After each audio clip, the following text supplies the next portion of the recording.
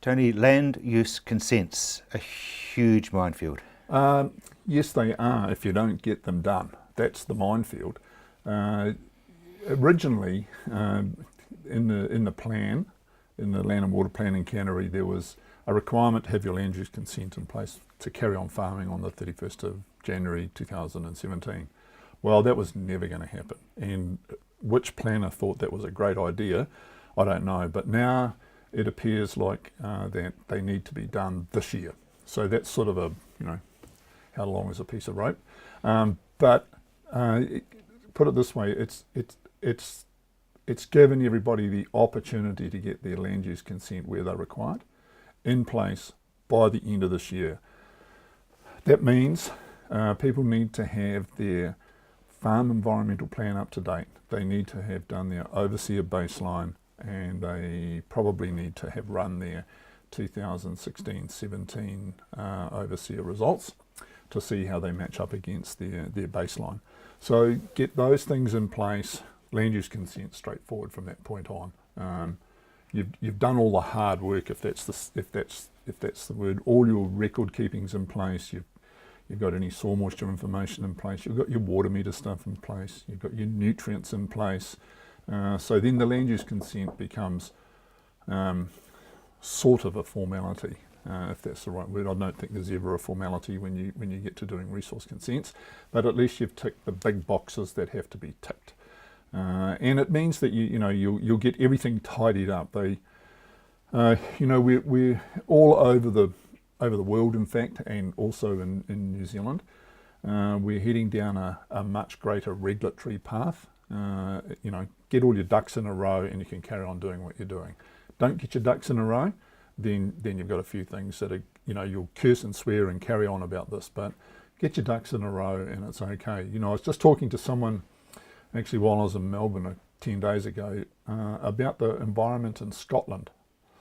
And he said, besides the fact, why the hell would you want to farm in Scotland, was his comment. But he said, if we think our regulatory requirements to farm here are tough, go try farming in parts of the European community, for example. The regulations that are required are much, much greater than what we have to deal with here.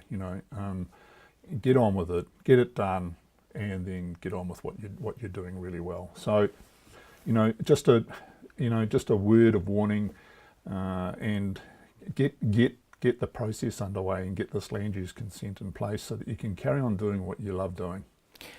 What happens if you don't? Well, if you don't, then you become basically a prohibited activity.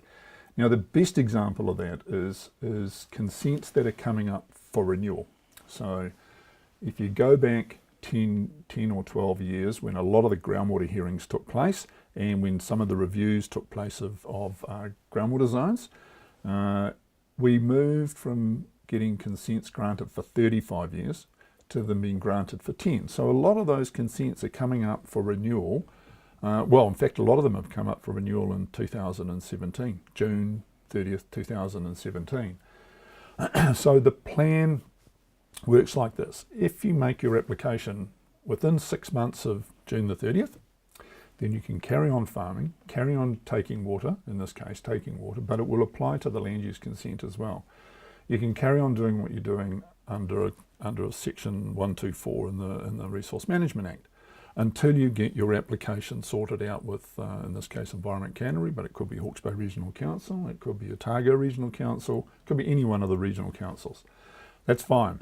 However, if you do not get it in within 3 months of the expiry date, then as soon as that 3-month period arrives, then the day after that, it becomes, in parts of Canterbury in particular, it becomes a prohibited activity. In other words, you can't even apply to renew your consent.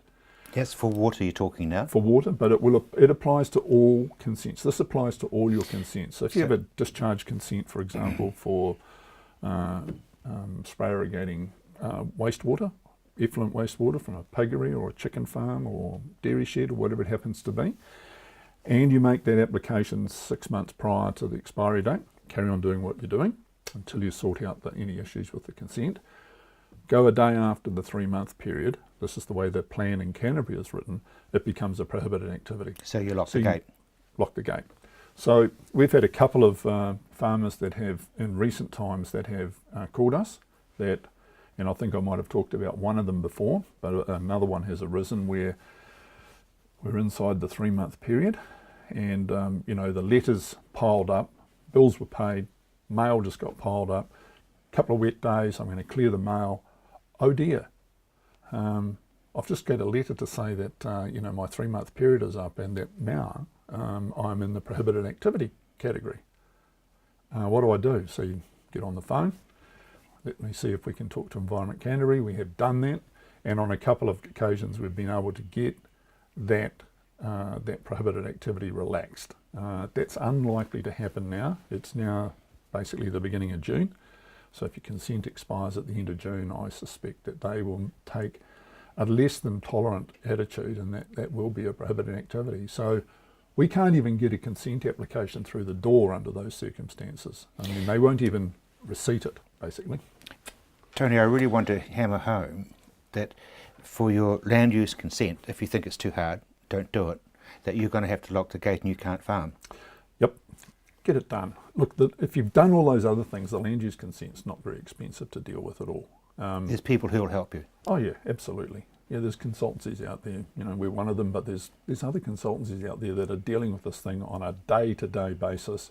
And so long as you've done those other things that I talked about, your overseer report, you know, that takes care of all your fertiliser and nutrients that you're introducing, irrigation, all those sorts of things.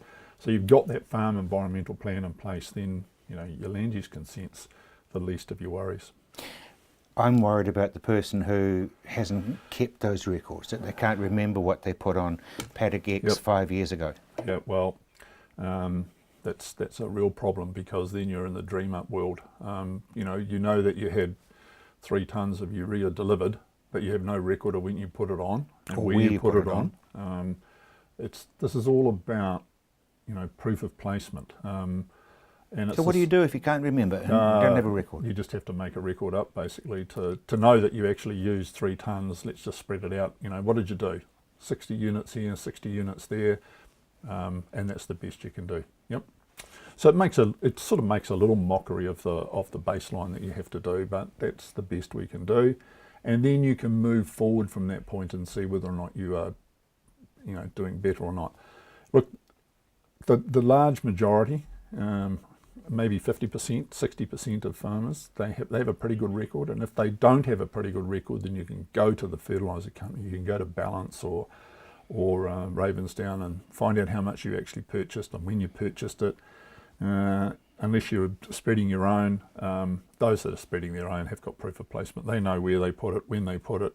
You know, they're the really good operators. It'll be in their diary. It'll be in their diary, or else these days, probably for a lot of farmers for the last 4 or 5 years, it will be recorded on their GPS system where they put it and when they put it on there and which runs they put it on and that sort of thing. But if you've got a contractor that did it, they will have a record of when they came to your property and what they spread. And it might not be exactly precise, but at least it's a starting point. And this is about, in a way, it's about the starting point, making sure that everybody keeps really good records of what they do and when they did it.